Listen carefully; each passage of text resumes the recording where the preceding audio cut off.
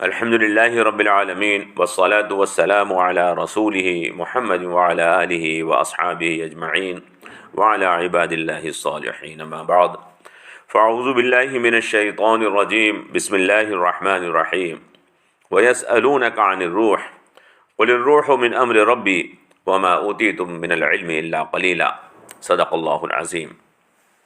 ترجمہ اس آیت مبارکہ کا یہ ہے، اور آپ سے روح کے بارے میں معلوم کرتے ہیں، آپ فرما دیجئے روح تو میرے رب کا حکم ہے اور تم کو صرف تھوڑا سا علم دیا گیا ہے۔ برادران ملت اسلامیہ، عزیز بہنوں اور محترم علماء کرام، آج ہمارے درس کا موضوع روح ہے۔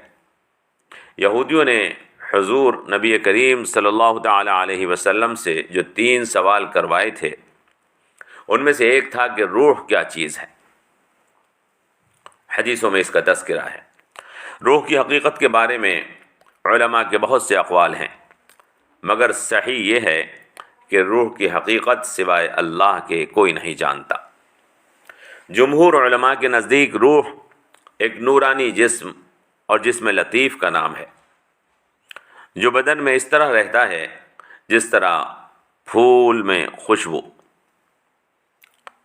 ایک جسم وہ ہوتا ہے جو مٹی اور مادے سے بنتا ہے، اس کو جسم کثیف کہتے ہیں، اور ایک جسم وہ ہوتا ہے جو اس جسم کثیف کو زندگی بخشتا ہے، اس کو روح کہتے ہیں۔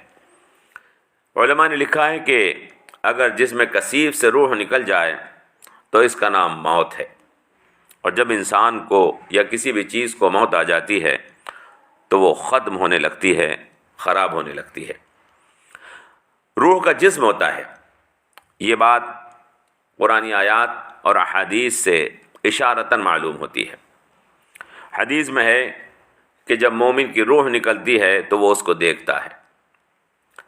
مومن کی روح پرندوں کی طرح جنت کے درختوں پر اڑتی پھرتی ہے۔ اسی طرح یہ بھی ہے کہ عرش کی قندیلوں میں روح آرام کرتی ہے۔ مومن کی روح کے لیے فرشتے آسمان کے دروازے کھول دیتے ہیں۔ مومن کی روح جب آسمانوں پر چڑھتی ہے تو فرشتے آسمان کے دروازے کھول دیتے ہیں۔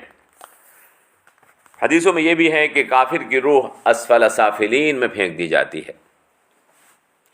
حافظ ابن قیم نے روح کا جسم ہونا بہت سی دلیلوں سے ثابت کیا ہے۔ امام غزالی نے بھی روح کا جسم ہونا تسلیم کیا ہے۔ بعض علماء کے نزدیک روح اور نفس ایک ہی چیز کے 2 نام ہیں، مگر علماء کی تحقیق یہ ہے کہ روح اور نفس 2 الگ الگ حقیقتیں ہیں اور 2 الگ الگ چیزیں ہیں۔ امام ابو القاسم قشیری کا فرمان ہے کہ اخلاق حمیدہ کا معدن روح ہے اور اخلاق ذمیمہ کا معدن نفس ہے، مگر روح اور نفس دونوں کا جسم لطیف ہوتا ہے۔ جیسے فرشتے اور جنات دونوں نظر نہیں آتے اور دونوں کا جسم لطیف ہوتا ہے، حالانکہ دونوں کے جسم ہیں، مگر فرشتے نورانی اور شیاطین یا جنات ناری ہیں۔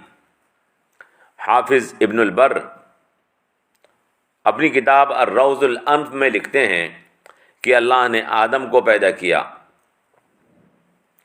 اور ان کے اندر روح اور نفس کو کر دیا، لہذا عفت، فہم، علم، حلم، سخاوت اور وفا جیسی صفات کو روح کے ذریعے سے رکھا، اور شہوت، طیش، غصہ، سفاہت اور بے وقوفی وغیرہ کو، اخلاق ذمیمہ کو نفس کے ذریعے سے ظاہر کیا۔ ہم قرآن کریم میں دیکھتے ہیں کہ اس نے اخلاق ذمیمہ کی نسبت نفس کی طرف کی ہے، وَلَكُمْ فِيهَا مَا تَشْتَهِي أَنفُسُكُمْ وَأُحْضِرَتِ الْأَنفُسُ الشُّحَّ وغیرہ میں اخلاق ذمیمہ کی نسبت نفس کی طرف کی گئی ہے۔ اسی لیے یوں بھی فرمایا گیا کہ ان النفس لامارۃ بالسوء، بے شک نفس برائیوں کا حکم دیتا ہے۔ نیز علماء نے لکھا ہے کہ روح عالم امر کی شے ہے اور نفس عالم خلق کی چیز ہے۔ اس سلسلے میں بحثیں طویل ہیں جن کو کتب کے اندر دیکھا جا سکتا ہے، ہم نے صرف ان بحثوں کا خلاصہ لکھا ہے۔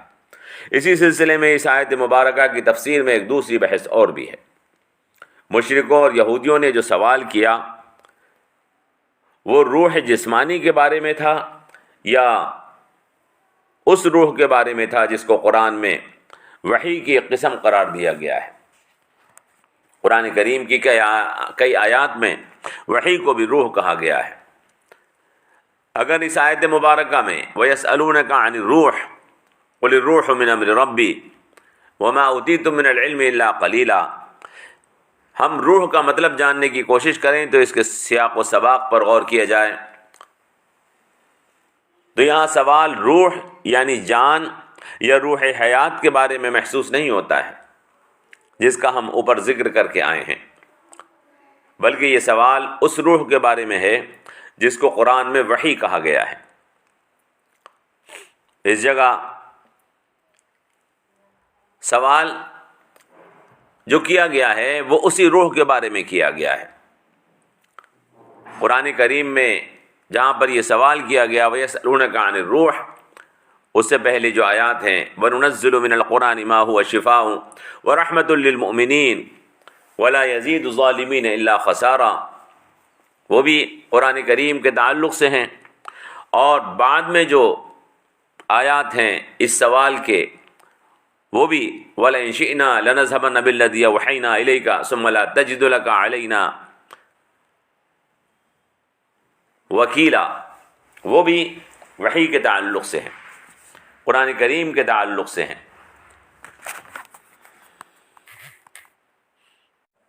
جو آیات پہلے آئی ہیں وَنُنَزِّلُ مِنَ الْقُرْآنِ مَا هُوَ شِفَاءٌ وَرَحْمَةٌ لِّلْمُؤْمِنِينَ وَلَا يَزِيدُ الظَّالِمِينَ إِلَّا خَسَارًا وَإِذَا أَنْعَمْنَا عَلَى الْإِنسَانِ أَعْرَضَ وَنَأَىٰ بِجَانِبِهِ وَإِذَا مَسَّهُ الشَّرُّ كَانَ يَئُوسًا قُلْ كُلٌّ يَعْمَلُ عَلَىٰ شَاكِلَتِهِ فَرَبُّكُمْ أَعْلَمُ بِمَنْ هُوَ أَهْدَىٰ سَبِيلًا، اور ہم نے اس قرآن کو نازل کیا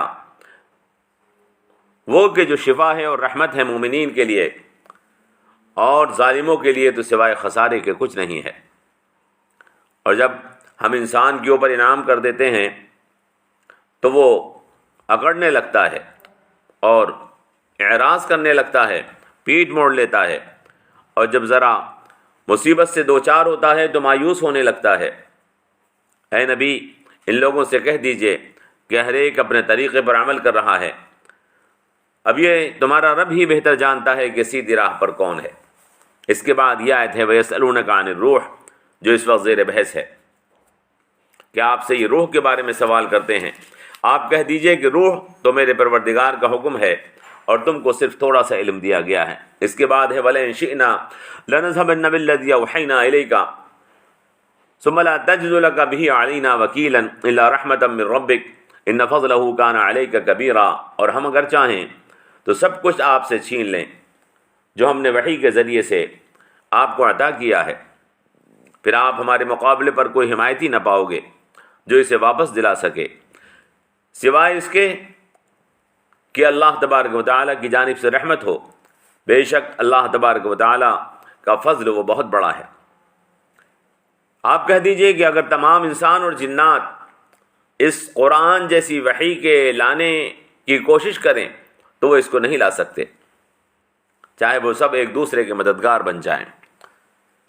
تو ان آیات کا ترجمہ دیکھنے کے بعد یہ صاف محسوس کیا جا سکتا ہے کہ درمیان میں روح جسمانی یا جان کا ذکر بے محل ہے، کیونکہ پہلے بھی وحی کا اور قرآن کریم کا ذکر ہے اور بعد میں بھی وحی کا اور قرآن کریم کا ذکر ہے۔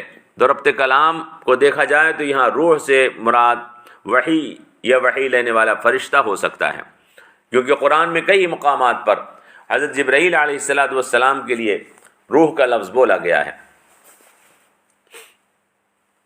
تنزل الملائکۃ والروح فیہا بإذن ربہم من کل امر، جو لیلۃ القدر کے سلسلے میں آیت مبارکہ نازل کی گئی ہے، روح کا لفظ حضرت جبرائیل علیہ السلام کے لیے ہے، ہر شخص جانتا ہے۔ لہذا مشرکین کا سوال دراصل یہ تھا کہ یہ قرآن تم کہاں سے لائے ہو اور وہ کون ہے جس کو تم روح کہتے ہو؟ اس کے جواب میں کہہ دیا گیا کہ آپ ان سے کہہ دیں کہ لوگ آپ سے قرآن کہاں سے آ رہا ہے اور کون لا رہا ہے اس بارے میں سوال کرتے ہیں، تو آپ ان سے کہہ دیجئے کہ یہ روح یعنی وحی یا جبرائیل علیہ السلام جو وحی لے کر آ رہے ہیں میرے رب کے حکم سے ہے، مگر تم علم کو اتنا کم جانتے ہو کہ تم براہ راست کبھی نہیں جان سکتے کہ وحی کیا چیز ہے۔ تم انسانی کلام اور اللہ کے کلام میں کیا فرق کر سکو گے؟ تم انسانی کلام اور اللہ کے کلام میں کیا فرق کر سکو گے جبکہ تم اللہ جو خالق کائنات ہے اور ان بتوں میں فرق نہیں کر پاتے جن کو تم نے اپنے ہاتھوں سے تراشا ہے۔ قرآن کریم میں وحی کو کئی جگہ روح کہا گیا ہے۔ وَكَذَلِكَ أَوْحَيْنَا إِلَيْكَ رُوحًا مِّنْ أَمْرِنَا مَا كُنْتَ تَدْرِي مَا الْكِتَابُ وَلَا الْإِيمَانُ، سورہ شورى کی آیت 52 میں ہے۔ اور اسی طرح ہم نے آپ کی طرف ایک روح اپنے حکم سے بھیجی، نہ تو آپ جانتے تھے کہ کتاب کیا ہے اور نہ یہ کہ ایمان کیا ہے۔ دوسری جگہ سورہ مومن آیت 15 میں ہے، یلقی الروح من امرہ علی من یشاء من عبادہ لینذر یوم التلاق، اللہ اپنے حکم سے اپنے جس بندے پر چاہتا ہے روح ڈال دیتا ہے تاکہ وہ ملاقات کے دن سے ڈرائے۔ الغرض روح وحی کو بھی کہا گیا ہے اور روح قرآن کریم کے اندر جبرائیل کو بھی کہا گیا ہے۔ اب وہ روح جسمانی ہو جو انسانوں کے جسم میں ہوتی ہے یا چیزوں کے جسم میں ہوتی ہے، یا وہ روح ایمانی ہو جو مومن کے دل میں ہوتی ہے، جو وحی سے حاصل ہوتی ہے، دونوں کے بارے میں انسانوں کا علم، بالخصوص ان انسانوں کا علم انتہائی کم اور قلیل ہے جو اللہ پر اور اس کے رسول پر ایمان نہیں رکھتے۔ یہاں اس آیت مبارکہ میں یہی بات بیان فرمائی گئی ہے۔ آپ سے وہ روح کے بارے میں سوال کرتے ہیں، آپ کہہ دیجئے کہ روح تو میرے پروردگار کا حکم ہے اور تم کو اس بارے میں بہت کم علم دیا گیا ہے۔ اللہ تبارک و تعالیٰ سے ہمیں دعا کرنی چاہیے کہ پروردگار ہمیں اپنی حقیقت کو سمجھنے کی توفیق عطا فرمائے کہ ہماری روح وہ روح جسمانی ہو یا ہماری روح کہ وہ روح ایمانی ہو، دونوں ہی اللہ رب العالمین کے حکم اور اس کی توفیق سے ہمیں حاصل ہوتے ہیں۔